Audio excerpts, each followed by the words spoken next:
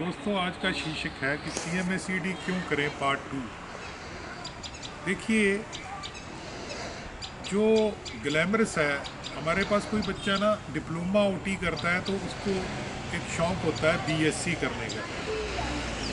तो BSc OT करनी है कि BSc करनी है, क्योंकि बहुत सारी यूनिवर्सिटी करवा देती हैं BSc बाकायदा +2 आर्ट्स वाले को। तो बैचलर ऑफ साइंस बनने की इच्छा बहुत उसमें होती है। ऐसे ही ग्रामीण क्षेत्र में जो हमारे भाई बहन डॉक्टर हैं, उनको बेचारा कई लोग झोला छाप कह देते हैं, मगर वो अगर प्रॉपर एजुकेशन ले लें, कोई कागज़ ले लें, तो झोला छाप की कैटेगरी से ऊपर चले जाएंगे वो, क्योंकि वो सेवा कर रहे हैं। अगर वो ये जान लें कि जो हाथ में उनके पटाखे हैं वो किसी का घर भी जला सकते हैं, एटलीस्ट एंटीबायोटिक्स या पेन किलर इंजुडिशियस देने से किसी की लाइफ अगर जाती है तो मैं उसको कहूँगा कि ये पाप है। मगर उसकी अगर वो बंदा primary health care delivery system में नहीं पहुंच पाता, एक्सेस नहीं है उसकी, तो फ्रंट लाइन हेल्थ वर्कर को कोई मना नहीं करता कि वो CMSED ना करे, क्योंकि उसको पर्याप्त नॉलेज तो होनी चाहिए। प्राथमिक उपचार में एक पैरासीटामोल देने से भी पहले उसको पता होना चाहिए। तो BMD होता है बंदा मार डॉक्टर। BMD बनने से बेहतर है CMSED करें। छोटू डॉक्टर कहते हैं ग्रामीण क्षेत्र में, बंदा मार डॉक्टर को छोटू डॉक्टर भी कहते हैं कि छोटा डॉक्टर है। और यहाँ तक कि लोग उस पर इतना विश्वास करते हैं छोटू डॉक्टर के बगैर उसकी क्वालिफिकेशन जांचे कि उसके पास कुछ भी नहीं है रिकॉग्नाइज्ड क्वालिफिकेशन। 90% तो BMS अल्टरनेटिव मेडिसिन की हुई है। जिसने कभी कॉलेज का मुंह नहीं देखा, जिसने कभी anatomy, physiology, pharmacology, microbiology, pathology नहीं पढ़ी, वो सीधा ये कहता है कि भैया मेरे को मेडिकल दे सकूँगा, मैं क्या मैं प्रिस्क्राइब कर सकूँगा दवा? प्रिस्क्रिप्शन के स्पेलिंग नहीं पता, रजिस्ट्रेशन के स्पेलिंग नहीं पता, प्रैक्टिस के स्पेलिंग नहीं पता। अगर वो बंदा कल को माननीय अदालत में उसको खींच लिया गया तो वो कुछ नहीं, अपने स्पेलिंग नहीं लिख पाता। तो रजिस्ट्रेशन, प्रैक्टिस शब्द जब वो मैसेज करता है तो दर्द होता है कि इनके हाथ में हेल्थ केयर डिलीवरी है। तो बेटर ये है कि उनको ट्रेंड किया जाए, उनको CMSED करा दी जाए। Something is better than nothing. अब सवाल उठता है कि हर साल 58,000 बच्चे मरते हैं। या तो primary health care delivery system हमारा स्ट्रांग नहीं है, या वहाँ पे इतनी पर्याप्त मात्रा में MBBS नहीं है, नर्सेज नहीं है। तो वहाँ पे primary health care delivery 25 lakh के लगभग, मेरे हिसाब से तो 1 करोड़ के लगभग झोला छाप डॉक्टर होंगे जिनके पास कोई कागज़ नहीं। तो उनको अगर प्रॉपर ट्रेनिंग दे दी जाए तो वो एक कड़ी बन सकते हैं एक डॉक्टर और पेशेंट के दरमियान। जब भी कोई सीरियस चीज़ है वो रेफ़र कर देंगे, फर्स्ट रेफरल पॉइंट है वो, क्योंकि लोग उन पे इतना विश्वास करते हैं कि अपने बच्चों की शादी के में भी उनको बुलाते हैं और वो डिसाइड करते हैं किससे शादी होगी या किससे नहीं। इतना ज़्यादा फेथ है उन पे, छोटू डॉक्टर या BMD पे।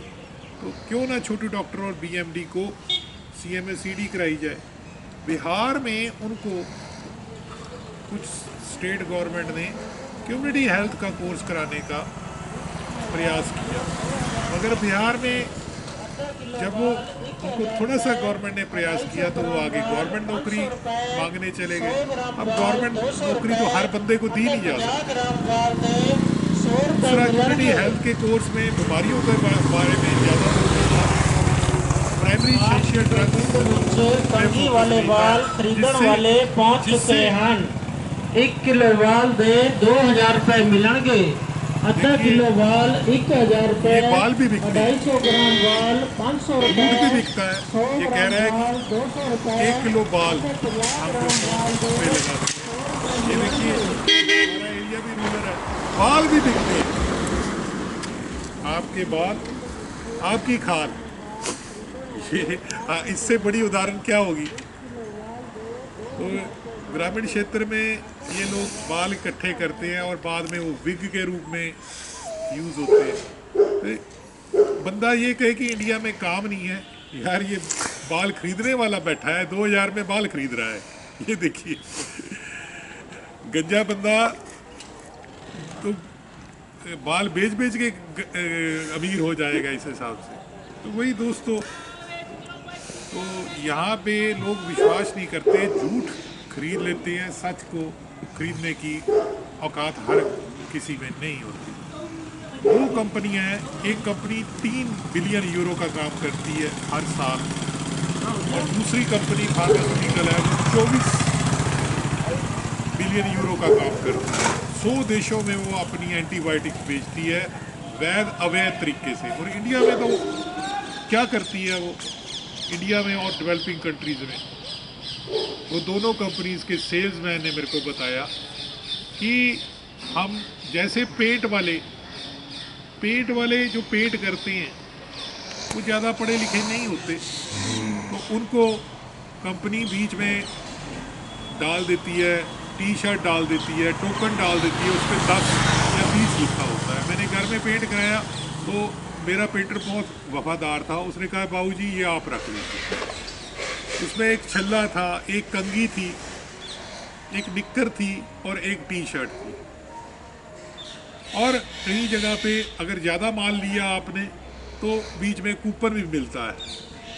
कूपन में लिखा होता है कि ये फलाना 5 स्टार होटल में आप फलानी डेट को आ जाना, अगर इतने कूपन इकट्ठे कर रहे हो तो 5 स्टार होटल में विद फैमिली आप खाना। जिस बंदे ने ज़िंदगी में 2 वक्त की रोटी भी मुश्किल से जुटाई हो, वो 5 स्टार होटल में रोटी खाने चला जाए तो उसको आदत पड़ जाएगी। ऐसे ही ये 2 कंपनियां आदत डलवाती हैं, एंटीबायोटिक्स इनजुडिशियस बेचती हैं।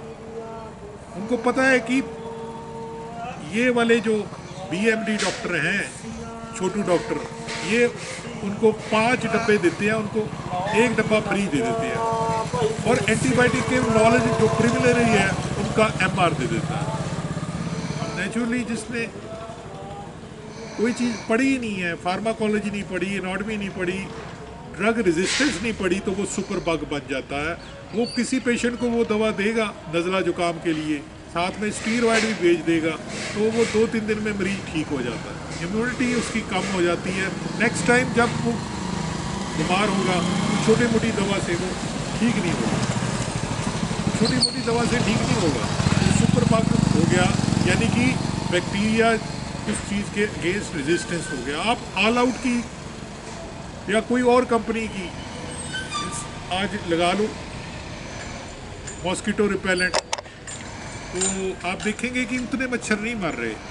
क्यों नहीं मर रहे जितने पहले मरते थे? क्योंकि उनकी रेजिस्टेंस हो गई है। आप कॉकरोच पे आज स्प्रे कीजिए DDT का या किसी इंसेक्टिसाइड का, 100 में से 90 मर जाएंगे, 10 बच जाएंगे। नेक्स्ट जनरेशन, एक जनरेशन में ही वो जो नए बच्चे पैदा करेंगे उस पर कोई भी इंसेक्टिसाइड असर नहीं करेगा, ना मच्छर पे करेगा ना कॉकरोच पे करेगा। अगर मच्छर या कॉकरोच एक जनरेशन में इतनी ज़्यादा मुटेशन चेंज ले आ सकते हैं तो वायरस जो कोविड वाला है वो तो जस्टिफाइड है। आज एक स्ट्रेन आ रही है UK से, कल दूसरी आ रही है।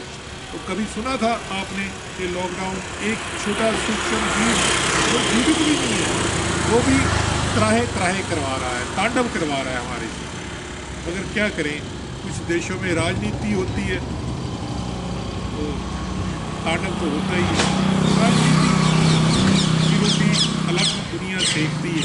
तो समझिए बात को कि वो 2 कंपनियां पैसा कैश दे के 2000 दे दिया। अब जिस बंदे को ग्रामीण क्षेत्र में छोटू डॉक्टर BMD को 5000 मिलता हो पूरे महीने में और उसको 2000 या 4000 मंथली इंसेंटिव मिल जाए एंटीबायोटिक सेल करने में और खाना पीना मिल जाए, वो उसको प्रमोट करे, उस वजह से बहुत मुश्किल हो जाती है। वो 2 कंपनियां 100 देशों में अपना जाल बिछा रही हैं। हम कहते हैं कि चाइना से भी ऊपर और भी इन्वेडर्स हैं हमारे, जो कि BMD यानी कि बंदामार डॉक्टरों को, छोटू डॉक्टरों को एंटीबायोटिक पर्याप्त दे देती हैं 5 के साथ 1 फ्री, और वो कारण बनता है यानी कि मल्टीपल ड्रग रेजिस्टेंस का।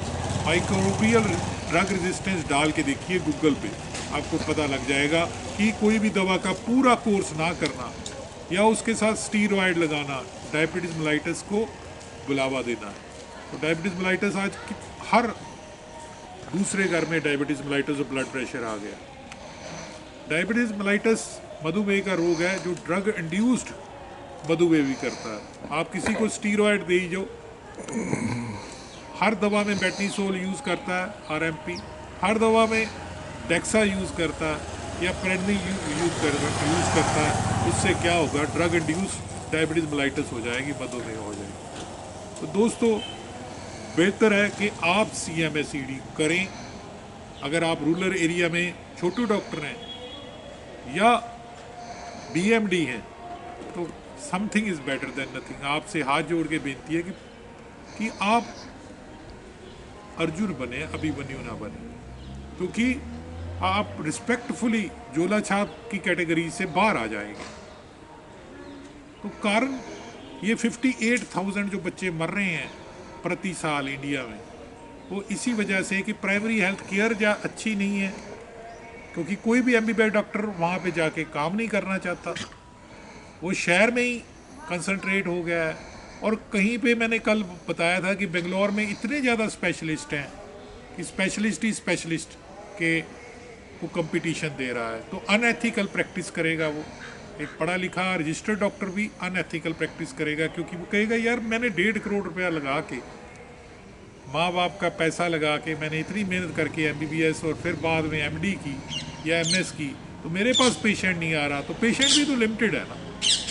और मैंने कल आपको बताया था कर्नाटका में और तमिलनाडु में WHO के जो 1000 बंदे के पीछे एक डॉक्टर होना चाहिए, तो वहाँ पे तो 500 या 550 के पीछे एक डॉक्टर है।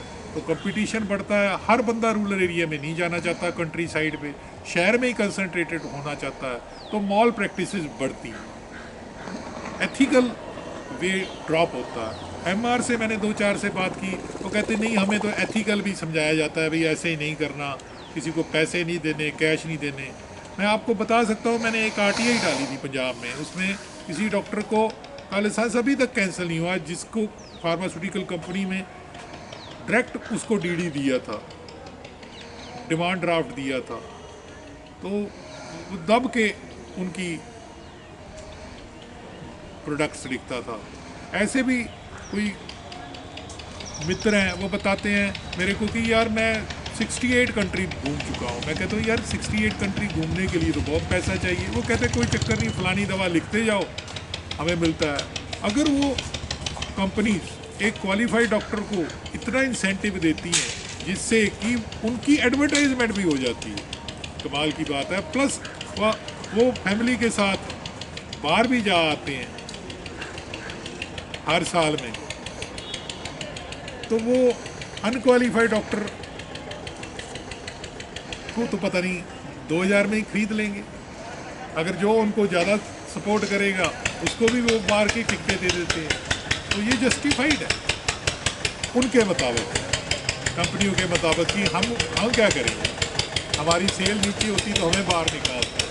तो कल मैंने एक मूवी देखी, उसका नाम था दफन, शॉर्ट हिंदी मूवी दफन।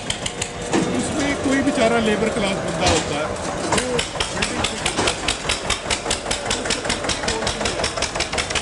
वो चार इंजीनियर होता है, उसको नौकरी से निकाल देंगे, इसको पैचअप यार बेचारा वो पैचअप करता है। पहले पुलिस वाले के पास जाता है, उसको 500 रुपये देता है, पुलिस वाला उसको अंदर डाल देता है कि 500 रुपये।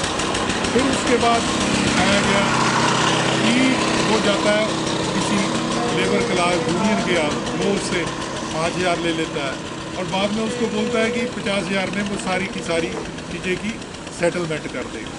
तो दोस्तों, और एंड में वो बंदा मैनेजमेंट के अगेंस्ट ही हो जाता है जब डॉक्टर उसको बोलती है कि पेशेंट तो मर गया। दोस्तों, कोशिश कीजिए कि सच्चाई की राह पे चलिए। झूठ बिकता जरूर है, मगर एक दिन सच जरूर बिकेगा। अच्छी अच्छा लगा तो लाइक करना, सब्सक्राइब करना और शेयर करना हमारा चैनल। 9872468540 और हमारी वेबसाइट है www.paramedicalindia.com।